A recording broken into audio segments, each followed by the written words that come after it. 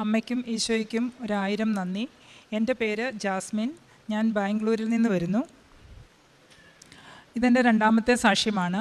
ആദ്യത്തെ സാക്ഷ്യം ഞാൻ പറയുന്നത്, അമ്മയെ ഞാൻ കൃപാസനത്തിൽ രാത്രി 1:30 വന്ന് അമ്മയെ കൂട്ടിക്കൊണ്ട് പോയ ഒരു അനുഭവമായിരുന്നു. ഇത് രണ്ടാമത്തെ സാക്ഷ്യം എന്ന് പറയുന്നത്, ഉടമ്പടി പ്രാർത്ഥനയിൽ ഉടനടി പരിഹാരം എന്ന് കേൾക്കുമ്പോൾ ഞാൻ ഓർക്കുമായിരുന്നു, എൻ്റെ ജീവിതത്തിലും അങ്ങനെ ഒന്ന് വരണേ അമ്മയെന്ന് പ്രാർത്ഥിക്കുമായിരുന്നു. അപ്പം ഞാൻ ലാസ്റ്റ് ഉടമ്പടി എടുക്കുന്ന സമയത്ത് നമ്മൾ അപേക്ഷകൾ എഴുതുന്ന സമയത്ത് എൻ്റെ മോള് മേളിൽ കയറി വന്ന് എന്നോട് പറഞ്ഞു. അപ്പം ഞാനൊരു 3 ആവശ്യങ്ങൾ എഴുതിയായിരുന്നു. അപ്പം ഞാൻ എൻ്റെ മക്കളുടെ 3 പേരുടെയും പേരായിരുന്നു അതിൽ മൂന്നാമത്തെ ആവശ്യത്തിൽ എഴുതിയിരുന്നത്, നിയോഗത്തിൽ എഴുതിയിരുന്നത്. അപ്പോൾ അവൾ അത് നോക്കിയിട്ട് പറഞ്ഞു, മമ്മി എനിക്ക് വേണ്ടി മാത്രമായിട്ട് ഒരു നമ്പർ വേണം എന്ന് പറഞ്ഞു. അപ്പം ഞാൻ 4ാമത്തെ നിയോഗം അവളുടെ പേര്, അവൾക്കൊരു ജോലി കിട്ടണേ എന്നായിരുന്നു അവൾ പറഞ്ഞത്. അങ്ങനെ ഞങ്ങൾ ഉടമ്പടി ഒക്കെ എടുത്ത് പുറത്തിറങ്ങി. ഒരു 3 മണി നേരമായി. അപ്പം പുറത്തിറങ്ങിയ ഉടനെ തന്നെ ഞങ്ങൾക്ക് പിള്ളേർക്ക് വിശക്കുന്നതെന്ന് പറഞ്ഞപ്പോൾ ഞങ്ങൾ ഏവീസ് എന്ന് പറയുന്ന ഒരു കടയിൽ, അപ്പം നാട്ടിൽ വന്നു കഴിഞ്ഞാൽ സാധാരണ ഫിഷ് കറി മീൽസ് വേണമെന്ന് അവർ പറയുമായിരുന്നു. അപ്പോൾ ഞാൻ അങ്ങനെ ആ കടയിൽ കയറി അവിടെ ഇരിക്കുന്ന സമയത്ത് ഓർഡർ ചെയ്തപ്പോൾ അത് തീർന്നു പോയി എന്ന് പറഞ്ഞു. അപ്പം അറിയാമല്ലോ, പിള്ളേർക്ക് അത് കിട്ടിയില്ല എന്ന് കാണുമ്പോൾ അവർക്ക് ഒരുമാതിരി ഒരു സങ്കടവും ദേഷ്യവും അങ്ങനെയൊക്കെ ആയിരുന്നു. അപ്പോൾ ഇങ്ങനെ സഡനായിട്ടൊരു ഫോൺ കോൾ വരുന്നു. ആ കോൾ വന്നപ്പോൾ ഇങ്ങനെ നമുക്ക് മനസ്സിലൊരു സന്തോഷം ഇല്ലാത്തപ്പം അങ്ങനെ ഹലോ എന്നുള്ള രീതിയിൽ അങ്ങോട്ട് ഫോൺ എടുത്തതാണ്. പക്ഷേ അത് ആക്ച്വലി അത് ക്രൈസ്റ്റ് യൂണിവേഴ്സിറ്റി ബാംഗ്ലൂരിൽ നിന്നുള്ള കോളായിരുന്നു. നെക്സ്റ്റ് ഡേ ഇൻ്റർവ്യൂവിനുള്ള കോളായിരുന്നു അത്. അപ്പം അങ്ങനെ അവർ പെട്ടെന്ന് ചെല്ലാൻ പറഞ്ഞു. 2 ആഴ്ചത്തേക്കാണ് ഞങ്ങൾ നാട്ടിൽ വന്നത്. പക്ഷേ നെക്സ്റ്റ് ഡേ തന്നെ അവൾ പോകേണ്ടി വന്നു. ഓൺലൈനിലായിരുന്നു ഇൻ്റർവ്യൂ. അങ്ങനെ 3-4 ഇൻ്റർവ്യൂ കഴിഞ്ഞു. അത് കഴിഞ്ഞ ഉടനെ തന്നെ, അത് നവംബർ 2 ഞാൻ ഇവിടെ വന്ന് ഉടമ്പടി എടുത്തത്. അപ്പം PhD ആണെങ്കിലും അവൾ പറയുമായിരുന്നു 3 വർഷം കൊണ്ട് PhD കംപ്ലീറ്റ് ആകണമെന്ന്. അങ്ങനെ അത് ഞാൻ അതിന് മുമ്പുള്ള നിയോഗമായിട്ട് വെച്ചിട്ടുണ്ടായിരുന്നു. അങ്ങനെ അതും 3 വർഷം കൊണ്ട്, അതായത് 2022 തന്നെ തീരണമെന്ന് അവൾ പറയുമായിരുന്നു. അങ്ങനെ തീർന്നു. അത് കഴിഞ്ഞ് അതുപോലെ തീസിസ് ഒക്കെ സബ്മിറ്റ് ചെയ്ത് കഴിഞ്ഞ സമയത്താണ് ഇവിടെ വന്ന് ഞങ്ങൾ ലാസ്റ്റ് ഉടമ്പടി എടുക്കുന്നതും.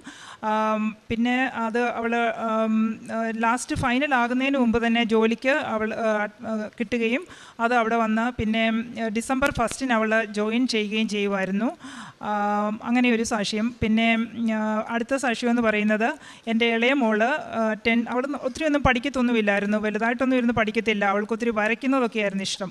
അപ്പോൾ അവൾ 10th അവൾക്ക് നല്ല മാർക്കോടെ പാസ്സാക്കാൻ പറ്റി, 12th നല്ല മാർക്കോടെ പാസ്സാക്കാൻ പറ്റി. അതുപോലെ 12th ഒരു എക്സാം കഴിഞ്ഞ സമയത്ത് അവൾ പറഞ്ഞു, ഞാൻ തോറ്റു പോകുമായിരിക്കും, കാര്യം ഞാനൊന്നും എഴുതിയിട്ടില്ല എന്ന് പറഞ്ഞു. അപ്പോൾ ഞാൻ എപ്പോഴും മാതാവിൻ്റെ മെഡൽ, ഞാൻ എപ്പം പോയാലും മക്കളുടെ കയ്യിൽ ഈ മെഡൽ കൊടുത്തു വിടാറുണ്ട്. അതുപോലെ തൈലം, അവൾ അവൾ ഹോസ്റ്റലിൽ നിന്നാണ് എക്സാം എഴുതുന്നത്. അപ്പോൾ ഞാൻ മൊബൈലിൽ അവളോട് പറയും, മുഖം കാണിക്കാൻ പറയും. അങ്ങനെ ഞാൻ മൊബൈലിൽ തന്നെ അവളുടെ നെറ്റിയിൽ ഓയിൽ തൊട്ട് നമ്മുടെ തൈലം പുരട്ടി കുരിശ് വരച്ച വിശ്വാസ പ്രമാണം ചൊല്ലിയാണ് ഞാൻ പരീക്ഷയ്ക്ക് അയക്കുന്നത്. പിന്നെ പരീക്ഷ പിള്ളേർ എഴുതുന്ന ആ സമയത്ത് ഞാൻ വീട്ടിലിരുന്ന് നമ്മുടെ പ്രത്യക്ഷീകരണ പ്രാർത്ഥനയും അതുപോലെ തിരി കത്തിച്ചിരുന്ന് ഞാൻ കൊന്ത ചൊല്ലി പ്രാർത്ഥിക്കുകയുമാണ് ചെയ്തുകൊണ്ടിരുന്നത്. അങ്ങനെ അതിൻ്റെ ഫലമായിട്ട് അവൾക്ക് +2 പരീക്ഷ കഴിഞ്ഞ് അവൾ എന്നോട് ചോദിക്കുമായിരുന്നു, മമ്മിക്ക് എത്ര % മാർക്ക് വേണം. അപ്പോൾ അവളും പ്രത്യക്ഷീകരണ പ്രാർത്ഥന ചൊല്ലും. അതുപോലെ തന്നെ പത്രം വായിക്കും, ഇംഗ്ലീഷിലുള്ള പേപ്പർ വായിക്കും. അതുപോലെ നമ്മുടെ ഉടമ്പടി സാക്ഷ്യങ്ങൾ കേൾക്കാൻ ഭയങ്കര ഇഷ്ടമാണ് ആളിന്. അങ്ങനെ അതെല്ലാം കേൾക്കുകയൊക്കെ ചെയ്യുമായിരുന്നു അവൾ. പിന്നെ അവൾ എന്നോട് ഇങ്ങനെ എത്ര % വേണമെന്ന് ചോദിക്കുമ്പോൾ ഞാൻ മനസ്സിൽ പറയുമായിരുന്നു, ദൈവമേ ഒന്ന് ജയിച്ച് കിട്ടിയാൽ മതിയായിരുന്നെന്ന്. കാര്യം എങ്ങനെയെങ്കിലും +2 ഒന്ന് പാസ്സാകണം എന്ന് ഞാൻ ഓർക്കുമായിരുന്നു. കാര്യം മൂത്ത 2 പിള്ളേരും MTech കഴിഞ്ഞു, അല്ലെ PhD കഴിഞ്ഞു. ഇവളെ സംബന്ധിച്ച് പറഞ്ഞാൽ ഞാൻ ഓർക്കുമായിരുന്നു +2 ഒന്ന് പാസ്സാകണേ എന്ന്. ആദ്യം ഓർക്കുമായിരുന്നു 10th പാസ്സാകണേ എന്ന്. കാര്യം ഡ്രൈവിംഗ് ലൈസൻസ് കിട്ടണേ പോലും 10th അത്രമാത്രം അവൾ അങ്ങനെയൊന്നും വലുതായിട്ട് പഠിക്കുകയില്ലാത്ത ആളാണ്. അപ്പം അവൾ എന്നോട് ചോദിച്ചു, അമ്മ എനിക്ക് 80% മാർക്ക് തരും, മമ്മിക്ക് അത് വേണോ എന്ന് ചോദിച്ചപ്പോൾ ഞാൻ ഉള്ളിലൊന്ന് പിന്നെ ഞാൻ ഓർത്തു. അപ്പോൾ അവൾ ഇടയ്ക്ക് എന്നോട് ചോദിക്കാറുണ്ട്, മമ്മി പ്രാർത്ഥിക്കുകയേ ഉള്ളൂ, വിശ്വാസമില്ല അല്ലേ എന്ന്. ആ ചോദ്യം കേൾക്കുമ്പോൾ ഞാൻ ഓർക്കുമായിരുന്നു കൊച്ചിന് എന്തുമാത്രം വിശ്വാസമാണ് എന്ന്. ഏതായാലും കൊള്ളാം, റിസൾട്ട് വന്നപ്പം അവൾക്ക് 80% മാർക്ക് തന്നെ അമ്മ മാതാവ് കൊടുത്ത് അവളെ അനുഗ്രഹിച്ചു. പിന്നെ അടുത്ത ഒരു ഇതെന്ന് പറയുന്നത്, എൻ്റെ ഈ വിരൽ, ഈ 2 വിരലുകൾ തമ്മിലിങ്ങനെ അടുക്കത്തില്ലായിരുന്നു, ഇതെങ്ങനെ അകന്നിരിക്കും. അതുപോലെ തന്നെ പിന്നെ അപ്പം ഞാനവിടെ ബാംഗ്ലൂർ നിംഹാൻസ് ഹോസ്പിറ്റലിൽ ചെന്ന് കാണിച്ചപ്പോൾ അവർ പറഞ്ഞു ന്യൂറോയുടെ എന്തോ പ്രശ്നമാണ്, അപ്പോൾ അതുകൊണ്ട് ഒരു MRI എടുക്കണം, പിന്നെ ഒരു സ്ട്രോക്ക് ഉണ്ടായിട്ടുണ്ടെന്നാണ് തോന്നുന്നത് എന്നൊക്കെ പറഞ്ഞു. അത് കേട്ടപ്പോൾ ഞാൻ ആകെ പേടിച്ചു പോയി. ഞാൻ എൻ്റെ മകനുമായിട്ടാണ് പോയത്. പിന്നെ നമുക്ക് അവിടെ ഒരാളുണ്ടായിരുന്നതുകൊണ്ടാണ് അങ്ങനെ പെട്ടെന്ന് അവിടെ കയറാനും അവിടെ ഡോക്ടറെ കാണാനും ഒക്കെ പറ്റിയത്. പക്ഷേ അവർ ചെന്നയുടനെ തന്നെ ഇങ്ങനെ ഒരു ബന്ധം ഉള്ളത് കൊണ്ട് MRI സർജറിയുടെ ഡേറ്റും ഒക്കെ പെട്ടെന്ന് വൈകിട്ട് വേണമെങ്കിൽ ചെയ്യാം, അല്ലെ 2 ദിവസം കഴിഞ്ഞിട്ട് വേണമെങ്കിലും ചെയ്യാമെന്ന് പറഞ്ഞു. അപ്പോൾ ഞാൻ ഓർത്തു ദൈവമേ MRI എന്നൊക്കെ ഓർക്കുമ്പോൾ എനിക്ക് ഭയങ്കര പേടിയായിരുന്നു. അപ്പോൾ ഞാൻ അവരോട് പറഞ്ഞു, ഇല്ല ഞാനിപ്പം ചെയ്യുന്നില്ല, ഞാൻ നെക്സ്റ്റ് ഡേ വരാമെന്ന് പറഞ്ഞുകൊണ്ട് പോയി. വീട്ടിൽ വന്നു കഴിഞ്ഞ് വൈകിട്ട് ഉടമ്പടി പ്രാർത്ഥന നമ്മൾ ചൊല്ലിക്കഴിഞ്ഞിട്ട് ഇങ്ങനെ ഇരിക്കുന്ന സമയത്ത് എൻ്റെ മനസ്സിലോട്ട് ഇങ്ങനെ ഞാൻ മാതാവിനോട് ഇങ്ങനെ പ്രാർത്ഥിച്ചു, ദൈവമേ 2 ദിവസം കഴിഞ്ഞിട്ട് MRI എങ്ങനെ ചെയ്യും എന്നൊക്കെ ഓർത്ത് ടെൻഷൻ ഇരിക്കുക. അപ്പം എനിക്ക് മനസ്സിലിങ്ങനെ തോന്നുവാണ്, ഒരു ഡോക്ടർ തോമസ് എന്ന കാര്യം ഞങ്ങൾക്ക് പരിചയമുള്ളൊരു ഡോക്ടർ തന്നെയാണ്, പക്ഷേ ആ പുള്ളിയൊന്നും നമ്മൾ ഓർക്കുന്നേ ഇല്ലായിരുന്നു. അപ്പോൾ അങ്ങനെ ഡോക്ടറിൻ്റെ അടുത്ത് പോകുക എന്ന മനസ്സിൽ തോന്നിച്ചു. ഉടനെ തന്നെ ഞാൻ അന്ന് രാത്രി 10 മണിയായപ്പോൾ എൻ്റെ ഹസ്ബൻഡിനോട് പറഞ്ഞു, നമുക്ക് ഡോക്ടറെ അടുത്തൊന്ന് പോകാമെന്ന് പറഞ്ഞു. അങ്ങനെ രാത്രിയിൽ ഡോക്ടറെ അടുത്ത് പോയി കാണുന്നു. ഡോക്ടർ ഇത് കണ്ടു കഴിഞ്ഞ് എന്നോട് പറഞ്ഞു, വലിയ വലിയ കാര്യങ്ങളൊക്കെ ചിന്തിച്ച് കൂട്ടിയിട്ടുണ്ടല്ലോ, ഏതാണ്ട് വലിയ സംഭവം എന്നൊക്കെ ചിന്തിച്ചിട്ടുണ്ടോ എന്ന് എന്നോട് ചോദിച്ചു. അപ്പോൾ ഞാൻ പറഞ്ഞു, ഞാൻ ആകെ പേടിച്ചു പോയി എന്നൊക്കെ പറഞ്ഞപ്പോൾ പുള്ളി എന്നോട് പറഞ്ഞു, വൈറ്റമിൻ ഡിയുടെ കുറവാണ്, അതുപോലെ നാർവിജിൻ എന്ന് പറയുന്ന ഒരു ഇഞ്ചക്ഷൻ എടുത്താൽ മതി, വേറെ പ്രശ്നങ്ങളൊന്നുമില്ല, സ്ട്രോക്കോ കാര്യമോ. അപ്പോൾ ഞാൻ അങ്ങോട്ട് ചോദിച്ചു, ഇങ്ങനെയൊക്കെ ഉണ്ടോ എന്ന് ചോദിച്ചു. പറഞ്ഞു അങ്ങനെയൊന്നും ഇല്ലയെന്ന് പറഞ്ഞു. അങ്ങനെ ഞാൻ ഈ വൈറ്റമിൻ ഡിയുടെ ഇഞ്ചക്ഷനും എടുത്തു, ഈ മറ്റേ നാർവിജിൻ ഇഞ്ചക്ഷനും എടുത്തു. ഇപ്പോൾ എൻ്റെ കൈക്ക് യാതൊരുവിധ കുഴപ്പമില്ല. അമ്മ മാതാവിൻ്റെ തൈലം തൊട്ട് ഞാൻ പ്രാർത്ഥിക്കുമായിരുന്നു. അപ്പോൾ എനിക്കിങ്ങനെ പാത്രം എടുക്കുമ്പം മനുഷ്യരുടെ മുമ്പിൽ വെച്ച് നമ്മളിങ്ങനെ എടുക്കുമ്പം നമുക്കതങ്ങ് താന്നു പോകുമായിരുന്നു കൈ. ഇപ്പോൾ എനിക്ക് യാതൊരുവിധ പ്രശ്നമില്ല, എന്ത് വേണമെങ്കിലും ചെയ്യാം, അങ്ങനെ ഒരിത്. പിന്നെ എനിക്ക് തലവേദനയോ അങ്ങനെ എന്തെങ്കിലും വന്നാൽ ഞാൻ നമ്മുടെ പ്രെയറിൻ്റെ ഈ ബുക്കുണ്ടല്ലോ, നമ്മൾ ഉടമ്പടി പ്രാർത്ഥന ചൊല്ലുന്ന ആ പ്രെയറിൻ്റെ ബുക്കിൻ്റെ പുറകുവശത്തുള്ള അമ്മ മാതാവിൻ്റെ ഫോട്ടോ എടുത്തിട്ട് ഞാനിങ്ങനെ തലയുടെ ഇവിടെ വെച്ചിട്ട് പ്രാർത്ഥിക്കും. ഭയങ്കരമായിട്ട് തലവേദന എന്ന് പറഞ്ഞാൽ ഭയങ്കര തലവേദന വരുമായിരുന്നു. ആ സമയത്ത് എനിക്ക് മാതാവിൻ്റെ കൂട്ടത്തിൽ കിടക്കുന്ന പോലെ ഒരു ഫീലാണ് വരുന്നത്. ഞാൻ അങ്ങനെ വെച്ച് പ്രാർത്ഥിക്കും. അങ്ങനെ എനിക്ക് തലവേദന മാറിക്കിട്ടി. പിന്നെ ഞാൻ ഉടമ്പടി തൈലവും അതുപോലെ തന്നെ ഉപ്പും ഇതെല്ലാം ഞങ്ങളുടെ വീട്ടിൽ നിത്യം ഉപയോഗിക്കുന്നുണ്ട്. ശരിക്കും പറഞ്ഞാൽ അമ്മ മാതാവാണ് ശരിക്കും ഞങ്ങളുടെ ഡോക്ടർ എന്ന് വേണമെങ്കിൽ പറയാം. ഇപ്പം ഞങ്ങൾ എല്ലാ കാര്യത്തിലും അമ്മയാണ് ആശ്രയിക്കുന്നത്. പിന്നെ അടുത്ത എന്ന് പറയുന്നത് എൻ്റെ ഡാഡി നാട്ടിലായിരുന്നു. ഒരു ദിവസം നാട്ടിൽ നിന്നൊരു ഫോൺ കോൾ വന്നു. പിന്നെ ഡാഡിയുടെ കാലയിൽ എന്തോ ഒരു ഷോപ്പീസ് എന്തോ വീണിട്ട് അത് മുറിഞ്ഞു, ഭയങ്കര മുറിവാണ്, ഭയങ്കര ചോര ഇങ്ങനെ ചീറ്റുവാണെന്നൊക്കെയാണ് പിള്ളേർ വിളിച്ചു പറഞ്ഞത്.